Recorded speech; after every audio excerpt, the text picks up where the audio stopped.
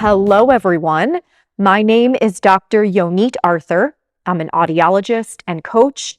You're on the Steady Coach. And today we're going to be talking about how and why to handle current events that are stressing you out as you are recovering from neural circuit symptoms.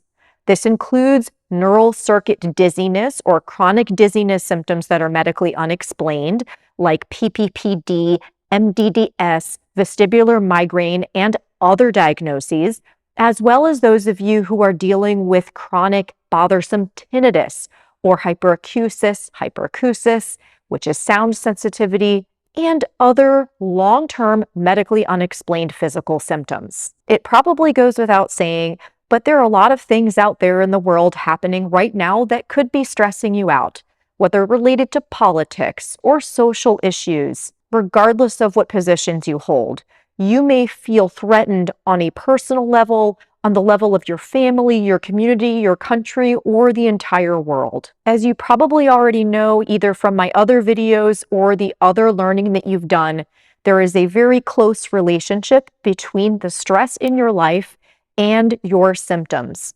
The reason being that the more threat that your brain is exposed to and is predicting in your life, the more sensitive it becomes to signals, triggers, and symptoms. It's probably relatively self-evident that these sources of stress can play a big role in your ability to recover from chronic physical symptoms. Neural circuit symptoms are fed by an overactive threat response system. In other words, these symptoms are fed by your brain's predictions around stress, reminding you that stress is not just external stress, like what we're talking about in this video, but also all the other things that describe how you respond internally to stress. Stress and symptoms become kind of a vicious cycle. When you're exposed to a lot of stress, your brain is more likely to predict threat in your environment,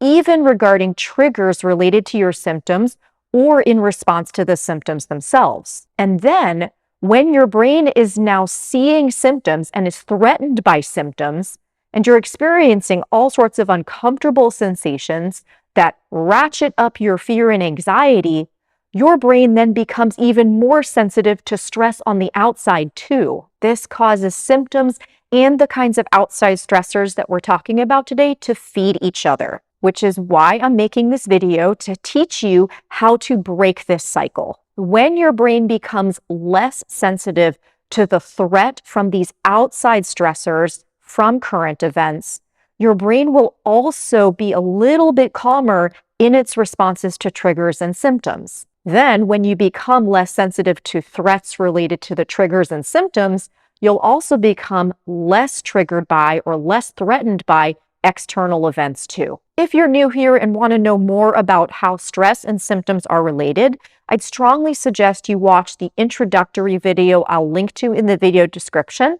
You can also take my free course, link in the video description as well. And if you're new here, please be sure to hit the subscribe button. So now I'm going to jump into what you can do about these stressors.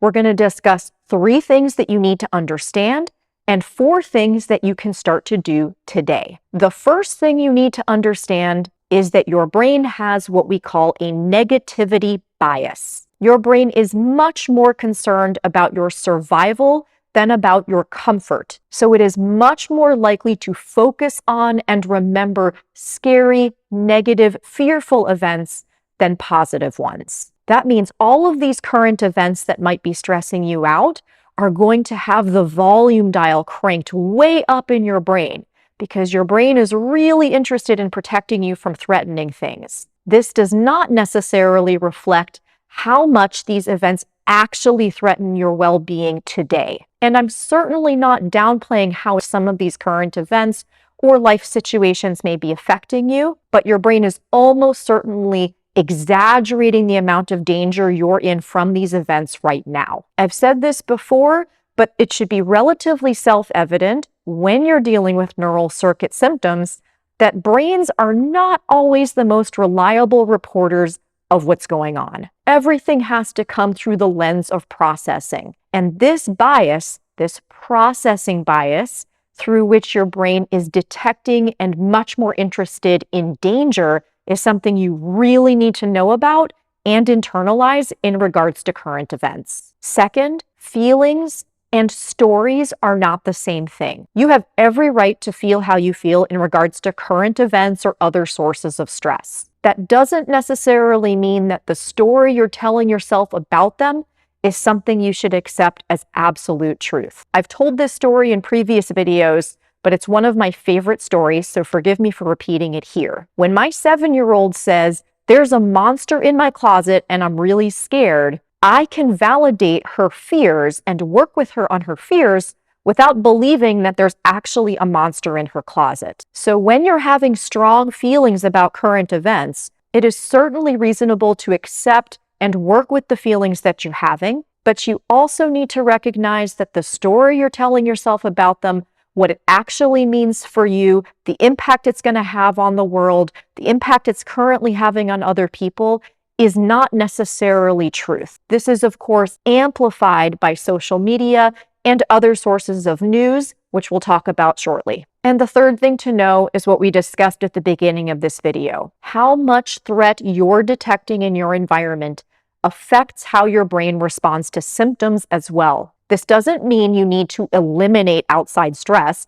You certainly can't eliminate bothersome current events, but you do need to work with how you're responding to them, because that is going to affect your ability to respond differently to symptoms, even if the two things don't seem related. Now we're going to talk about 4 things that you can do about this issue. The first is look at your daily routine and ask yourself honestly, what is amplifying your negativity bias? Remembering your brain already has a negativity bias.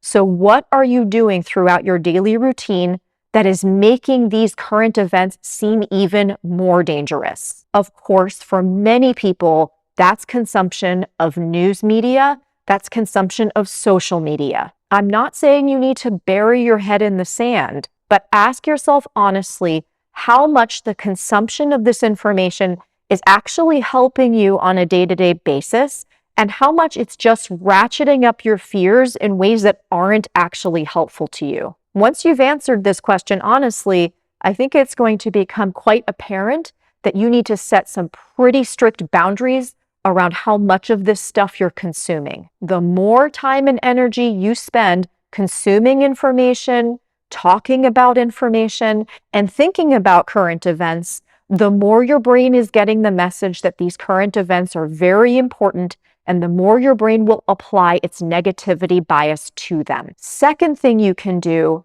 is when you're thinking about some of these current events that are bothering you, whether that's life-related politics or anything else, instead of focusing on the stories you're telling yourself or that other people are telling you about this issue, turn your attention inside for a moment and ask yourself, what kind of person cares about this issue? What deeper values of mine are being brought up by this issue? Make a list of the kinds of qualities and values a person who cares about this particular issue might have. For example, you might say a compassionate, kind, and caring person might care about this. Or you might say a person who really values people's ability to be independent and express themselves would really care about this issue. Make a list of all of those qualities and values. This pulls focus away from the content, again, which is so subject to our negativity bias, and toward the things that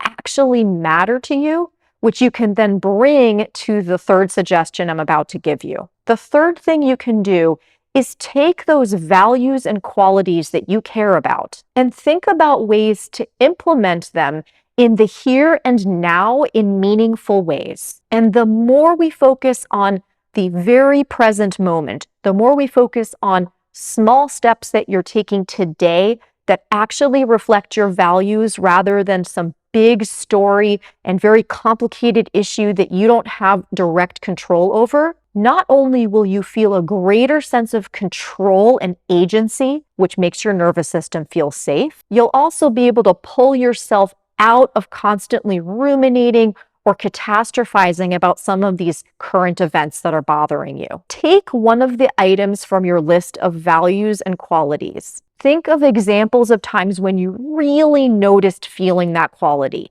outside of the current context. For example, one of the qualities I listed earlier was compassion. So I want you to think of an example in your life when you really felt like you were being compassionate. Get a sense of what that feels like in your body, what other people notice about you when you're being really compassionate, and then ask yourself, if I were compassionate today, what is the very first thing I would do? Or what's the very first thing that I might do differently from how I'm living my life right now? And again, the more we're focusing not on tomorrow, not on a week from now, not on big plans of how you're going to change the world, but rather right now, today, the more you're going to feel empowered and much less threatened by some of these big issues that feel out of your control. So to run the example of compassion through this entire process, let's just say you think back to an example of a time when you acted compassionately. Let's say someone's grocery bag broke on the way out of the store,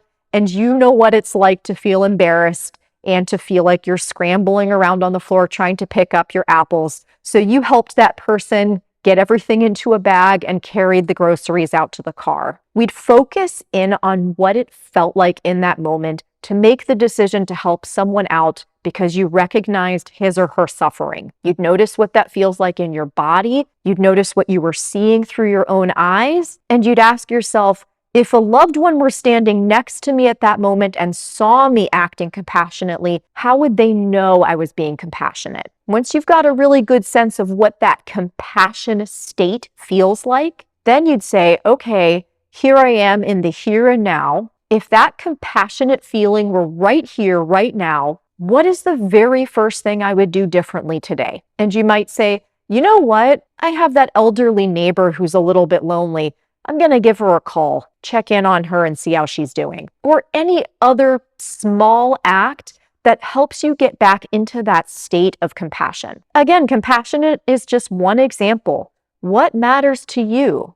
Maybe it's something completely different. You can follow these exact same steps with your values and the qualities you care about. And the fourth thing you can do, relating back to what we talked about in the 3 things you need to understand, is when you find yourself telling stories about current events, you can always validate your feelings, but you always want to validate those feelings without necessarily believing the things that your thoughts and other people are telling you about what this current event means. I know it's not so easily done, especially for those of you who are dealing with a lot of anxiety. But the real key here is to notice all of the thoughts that are coming with the feeling and see if you can separate those 2 things. What I'll usually notice is when I'm thinking about a current event that really has me fired up, I may notice something in my stomach or tightness in my chest. I may feel burning in my hands, like I'm really angry. And then at the same time, I'm having lots of thoughts, and those thoughts are telling me all sorts of things about what happened and what could happen and why it wasn't fair. So see if you can notice those thoughts as thoughts, let them be, notice them curiously and neutrally. I've talked about this as observer mode, meaning you can notice yourself as the observer and the thoughts as separate from you. They're happening inside you, but they're not you. You let them happen, and you focus your attention on the feelings that are happening instead. And then you can say something like, I'm allowed to be angry. I allow myself to feel this. And you can validate the feelings that you're having without necessarily buying into the story that your brain or other people are telling you. Before we go, I want to say one final thing here. One very common misunderstanding that I hear from people who are dealing with a lot of fear and anxiety as part of their neural circuit symptoms is that they hear things like, you need to manage stress, you need to stop being so afraid, as a message that means you need to strong arm yourself into being more neutral and never having stress again and never being stressed out. And when they do feel stressed out, fearful, anxious, affected by current events, It makes them feel like they're never going to recover. The point of this video is to tell you honestly, we do need to work with our reactions to current events. We do need to work with those feelings and responses differently, but everyone deals with stress. You don't need to never feel stressed out. You don't need to never feel fear. It's about how you respond when those things happen. That's the key to recovery from neural circuit dizziness and other symptoms. Give this a try, and I'm really looking forward to hearing how it goes. So let me know in the comments if you try this out. You can also ask questions there. And as always, please like, share this video if it was helpful, and subscribe to my channel. All of these things help me reach more people. All right, everyone, take care, and I'll talk to you soon. Bye.